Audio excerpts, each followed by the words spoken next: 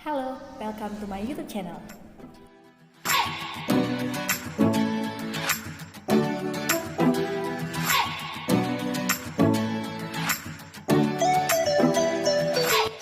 video kali ini aku akan bahas tentang prinsip dan pendekatan dalam ilmu hermeneutik. Nah, yang pertama kita akan bahas tentang prinsip-prinsip dalam ilmu hermeneutik. Prinsip dalam ilmu hermeneutik dibagi lagi menjadi dua. Yang pertama secara umum, yang kedua secara khusus. Nah, yang pertama kita akan bahas tentang yang secara umum.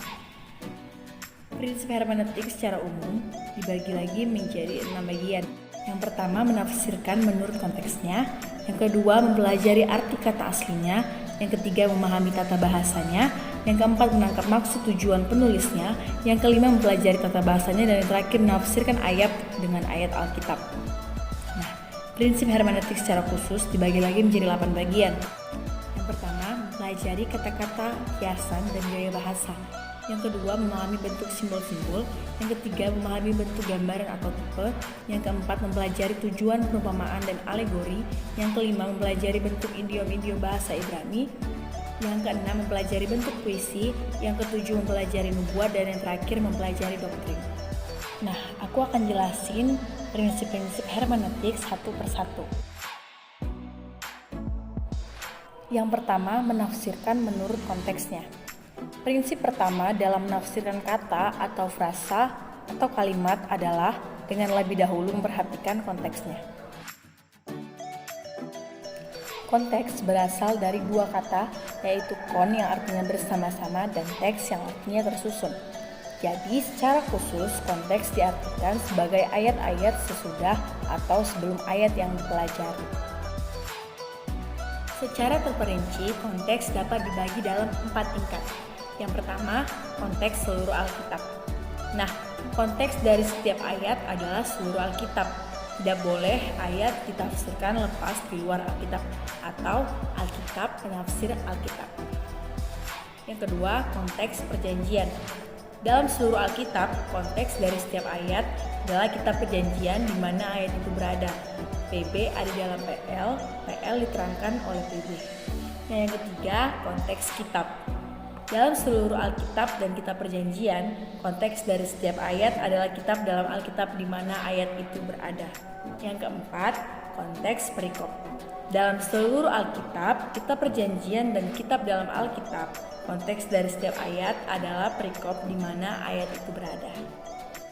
Mengapa mempelajari konteks sangat penting? Yang pertama, karena tanpa mempelajari konteksnya, maka pengertian kita terhadap ayat tersebut menjadi tidak lengkap, khususnya jika ada kaitan pengertian yang tidak dapat dilepaskan satu dengan yang lain. Nah, yang kedua, tanpa mengikut sertakan konteks, seringkali kita tidak melihat kaitan pengertian yang lebih luas sehingga sering memberi arti yang salah. Misalnya, kata-kata yang sama tapi memiliki arti yang berbeda. Nah, kemudian yang kedua, mempelajari arti kata aslinya. Nah, prinsip kedua dalam menafsirkan sesuai dengan arti kata yang tepat sebagaimana dimaksudkan oleh penulis aslinya. Nah, masalah utama yang harus diperhatikan adalah bagaimana menemukan definisi kata itu dan apa artinya yang tepat sesuai dengan konteks zaman atau budaya waktu penulisan. Satu hal yang perlu diingat dalam melakukan studi kata adalah bahwa kata-kata dalam Alkitab kita sekarang adalah hasil terjemahan dari bahasa asli Alkitab, yaitu Ibrani dan Yunani. Oleh karena itu, penyelidikan lebih lanjut harus dilakukan dengan membandingkan kata-kata yang ada dalam Alkitab bahasa Ibrani atau Yunani, sesuai dengan bahasa asli Alkitab. Ada beberapa petunjuk mempelajari kata. Yang pertama, satu kata bisa mempunyai beberapa arti yang berbeda. Yang kedua, kata-kata yang berbeda bisa mempunyai arti yang sama. Yang ketiga, selidiki hanya kata-kata yang penting yang memiliki arti teologis, khususnya yang sering diulang-ulang. Yang keempat, pelajari kata-kata penting tersebut dalam konteksnya. Yang kelima, gunakan konkordinasi atau referensi silang untuk mencari padanan arti. Yang keenam, arti kata bisa berubah setelah melewati jangka waktu tertentu. Yang ketujuh, Alkitab kadang menggunakan kata-kata atau terminologi yang mempunyai arti yang berbeda dengan penggunaan umum. Yang ketiga, memahami tata bahasanya. Prinsip yang ketiga adalah harus menafsir sesuai dengan tata bahasa dari kalimat tersebut. Setiap kata dalam kalimat tidak berdiri sendiri. Kata yang disusun bersama-sama memberi kombinasi arti yang membangun alur pikiran. Arti dari kata itu sering ditentukan dari hubungannya dengan kata-kata yang lain dalam kalimat. Tata bahasa sendiri tidak memperlihatkan arti sesungguhnya dari kata itu, tapi memperlihatkan kemungkinan arti yang lain terdapat dalam kata atau kalimat itu. Tata bahasa terdiri dari beberapa unsur penting, misalnya subjek, objek, kata kerja, kata keterangan waktu, tempat atau cara, kata ganti, dan kata sambung. Masing-masing unsur ini akan memberikan bentukan kata dan hubungan kata dalam kalimat. Yang keempat, menangkap maksud atau tujuan penulisnya. Prinsip keempat dalam menafsir adalah kita harus menemukan tujuan dan maksud penulis Alkitab. Ada kalanya penulis-penulis Alkitab memberikan petunjuk dengan jelas maksud atau tujuan mereka menuliskan kitab ataupun surat. Tetapi kebanyakan penulis Alkitab tidak jelas menunjukkan tujuan penulisan kitab itu. Untuk itu, pembaca harus membaca dengan teliti seluruh isi kitab, khususnya dengan mempelajari garis besarnya. Yang kelima, mempelajari latar belakangnya. Prinsip kelima adalah penafsiran harus diterangi dengan latar belakang sejarah, geografi, dan budaya yang ada dalam berita yang disampaikan penulis. Penulisan kitab dalam Alkitab ditulis dalam kerangka waktu, tempat, dan budaya yang tidak lagi sama dengan yang dipunyai penafsir. Untuk itu, penafsir harus betul-betul memahami dunia Alkitab untuk dapat mengerti keadaan dan maksud asli ayat atau perikop atau buku itu ditulis. Yang keenam, menafsirkan ayat dengan ayat Alkitab. Prinsip keenam dalam menafsir adalah kita perlu mencari terang pengajaran Alkitab secara utuh atau keseluruhan kebenaran. Tidak mungkin kebenaran dari satu ayat bertentangan dengan ayat yang lain, karena Alkitab tidak mungkin bertentangan dengan dirinya sendiri. Inilah juga yang menjadi alasan kita mempelajari ayat dalam konteksnya. Salah satu cara untuk mengerti keseluruhan kebenaran Alkitab adalah dengan membandingkan perikop yang paralel, yaitu bagian atau ayat-ayat yang membicarakan hal-hal yang sama tapi ada di tempat-tempat yang berbeda di Alkitab. Nah, dari perbedaan ataupun persamaan, kita dapat melihat pengertian ayat-ayat itu lebih jelas. Tapi karena tidak banyak ayat-ayat atau perikop paralel ada di seluruh Alkitab, maka cara ini tidak selalu dapat dijadikan acuan. Prinsip konteks lebih memberikan kepastian yang jelas. Itu dia prinsip hermeneutik secara umum. Nah, berikutnya kita akan membahas tentang prinsip-prinsip hermeneutik secara khusus. Yang pertama adalah mempelajari kata-kata kiasan dan gaya bahasa. Kata kiasan atau gaya bahasa adalah kata atau ungkapan yang digunakan untuk mengkomunikasikan sesuatu yang tidak untuk arti harafiahnya atau sesungguhnya. Walaupun kata-kata kiasan itu tidak membawa arti kata harafiahnya, tetapi mengungkapkan suatu berita, kebenaran tertentu dengan cara yang lebih menarik. Dalam Alkitab, kita menemui banyak kata-kata kiasan yang dipakai. Untuk itu, kita perlu mengerti bentuk kata-kata kiasan, bagaimana yang dipakai supaya tidak salah menafsirkan beritanya.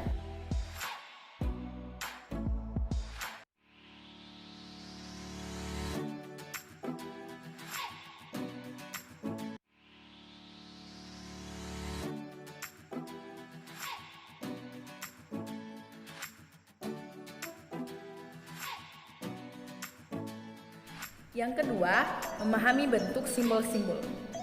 Alkitab menggunakan banyak lambang atau simbol untuk mengungkapkan kebenaran atau justru menyembunyikannya. Kata-kata lambang itu bisa berupa orang, nama, benda, warna, nomor, dan lain-lain. Dan seringkali Alkitab tidak memberikan arti terhadap simbol-simbol itu dan pembacalah yang harus menemukannya. Beberapa petunjuk untuk menafsirkan simbol. Yang pertama, pelajari cara Alkitab sendiri menafsirkan simbol. Yang kedua, Kalau itu benda, maka kualitas atau sifat benda tersebut bisa menjadi petunjuk arti yang dimaksud. Yang ketiga, pelajari konteksnya karena penting untuk membantu menentukan arti yang dimaksud. Dan yang keempat, hindari berspekulasi. Kalau Alkitab tidak memberikan petunjuk, maka tidak perlu mereka-reka. Yang ketiga, memahami bentuk gambaran atau tipe. Gambaran dalam Alkitab menunjukkan aspek-aspek dari kebenaran Alkitab yang sangat indah dan berharga untuk kita lalui. Gambaran-gambaran itu biasanya memiliki sifat sebagai berikut. Yang pertama, mempunyai maksud ilahi. Gambaran bisa ditentukan kepastiannya kalau diparalelkan dengan perjanjian baru. Tapi kalau tidak disebutkan dalam perjanjian baru, maka berarti kita harus berhati-hati. Yang kedua, gambaran adalah bayang-bayang dari kebenaran yang akan diungkapkan. Oleh karena itu, penggambaran dalam perjanjian lama akan digenapkan dalam perjanjian baru. Bagaimana bila gambaran tertentu tidak disebutkan dalam perjanjian baru? Nah, dalam hal ini para teolog berbeda pendapat. Yang pertama, semua gambaran harus mempunyai paralel dalam PB. Kalau tidak, berarti tidak perlu dicari artinya. Yang kedua, semua hal dalam perjanjian lama merupakan gambaran dari apa yang akan datang atau dalam perjanjian baru. Jadi, pasti harus dicari artinya. Contohnya, imam besar perjanjian lama adalah gambaran dari Kristus dalam perjanjian baru. Yang keempat, mempelajari tujuan perumpamaan dan alegori.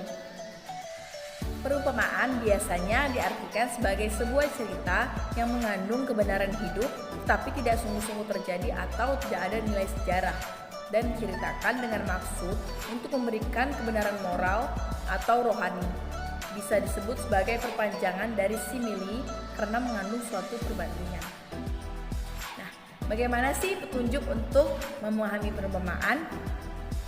Yang pertama, perumpamaan biasanya mempunyai satu pesan atau berita atau tujuan. Yang kedua, pikirkan arti harafiahnya ketika pertama membaca perumpamaan. Yang ketiga, periksa arti perumpamaan itu dengan pengajaran langsung dari Alkitab. Yang kelima, mempelajari bentuk idiom-idiom bahasa Ibrani.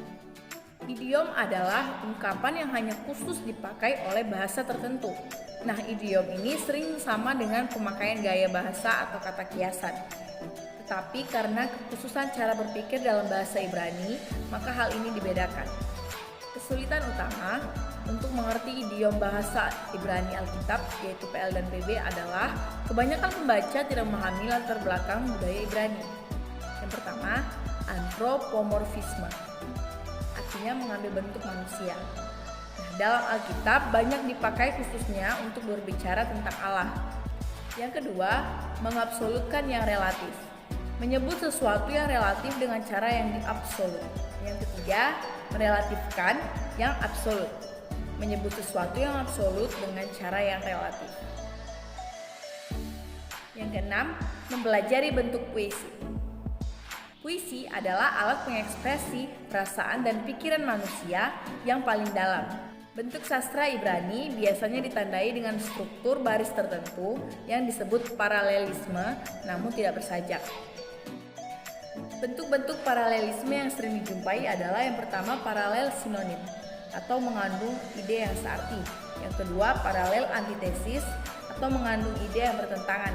Yang ketiga paralel sintetis atau yang mengandung ide yang terpadu. Yang ketujuh, mempelajari nubuat. Nubuatan adalah salah satu bentuk sastra yang mungkin paling sulit untuk ditafsirkan sehingga paling banyak disalah tafsirkan. Ciri atau karakteristik nubuatan biasanya menggunakan gaya bahasa atau kata kiasan sehingga artinya tidak jelas. Kata kerja yang digunakan adalah bentuk-bentuk keakanan dan penggenapannya adalah untuk waktu yang akan datang atau bisa waktu dekat atau jauh dan jelas memiliki perspektif nubuatan dengan bersyarat atau tidak bersyarat.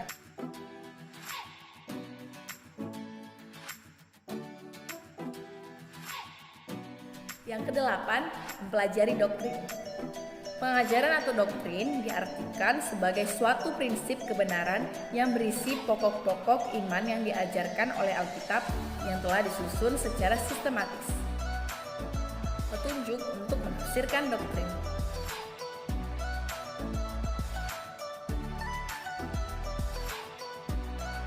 Nah, itu dia tadi prinsip-prinsip hermeneutik baik secara khusus maupun secara umum. Berikutnya kita akan membahas pendekatan-pendekatan dalam ilmu hermeneutik.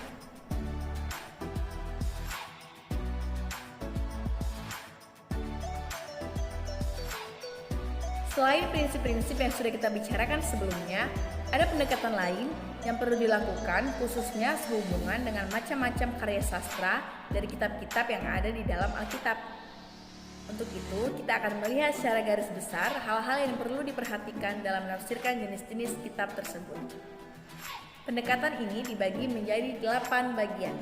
Yang pertama, kitab-kitab Taurat, yang kedua, kitab-kitab sejarah, yang ketiga, kitab-kitab puisi, yang keempat, kitab-kitab nabi, yang kelima, kitab-kitab Injil, yang keenam, kitab kisah para rasul, yang ketujuh, surat-surat kiriman, dan yang terakhir, kitab eskatologi. Nah, yang pertama kita akan mempelajari tentang kitab-kitab Taurat. Nah, berikut ini ada beberapa pedoman yang perlu diingat untuk menafsir kitab Taurat dengan lebih tepat.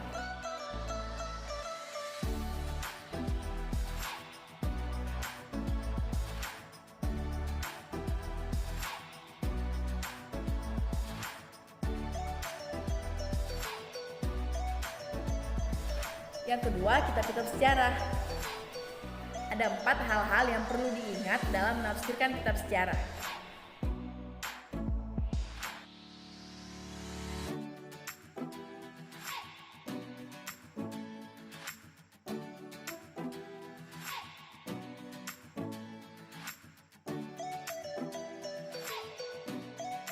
Yang ketiga, kitab-kitab puisi.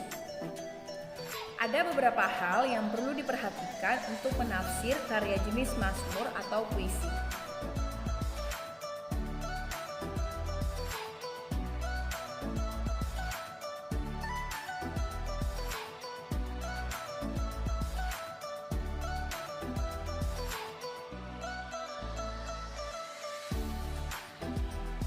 Yang keempat, kitab nabi-nabi, baik itu nabi besar ataupun nabi kecil. Ada beberapa hal yang patut diperhatikan dalam menafsir kitab-kitab nabi-nabi.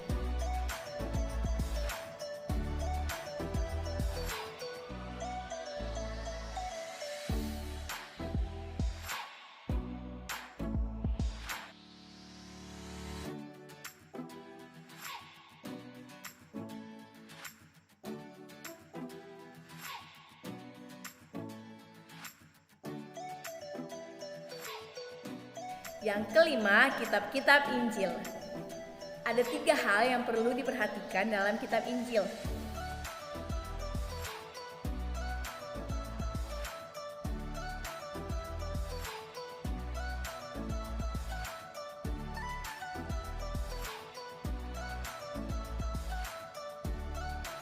Yang keenam, kitab kisah para rasul. Nah, kitab kisah para rasul dimasukkan sebagai kitab sejarah karena menceritakan tentang sejarah perbuatan para rasul dan masa gereja mula-mula. Oleh karena itu, ada beberapa hal yang perlu diperhatikan untuk menolong kita menafsirkan dengan lebih tepat.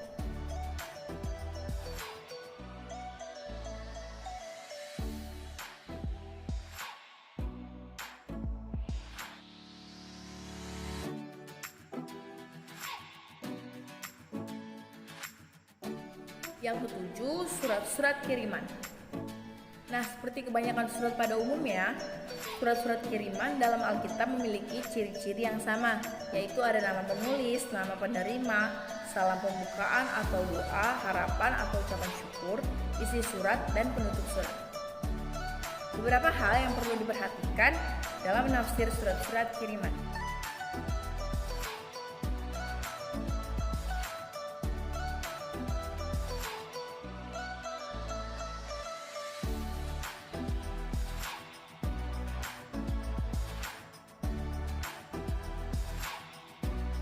Yang terakhir, kitab eskatologi. Sebagian kitab eskatologi adalah penyingkapan nubuat dari Perjanjian Lama, disebut juga sebagai kitab-kitab apokaliptis.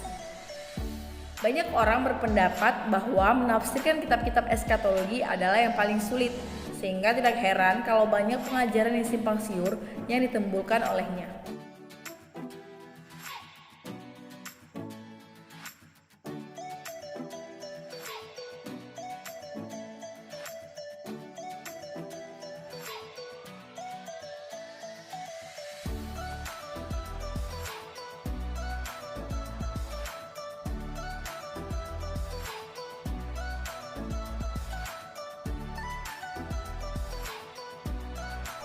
Nah, itu dia tadi prinsip-prinsip dan pendekatan dalam ilmu hermeneutik. Semoga video ini berguna untuk kalian semua yang sudah menontonnya. Jangan lupa like, share, and subscribe. Bye-bye.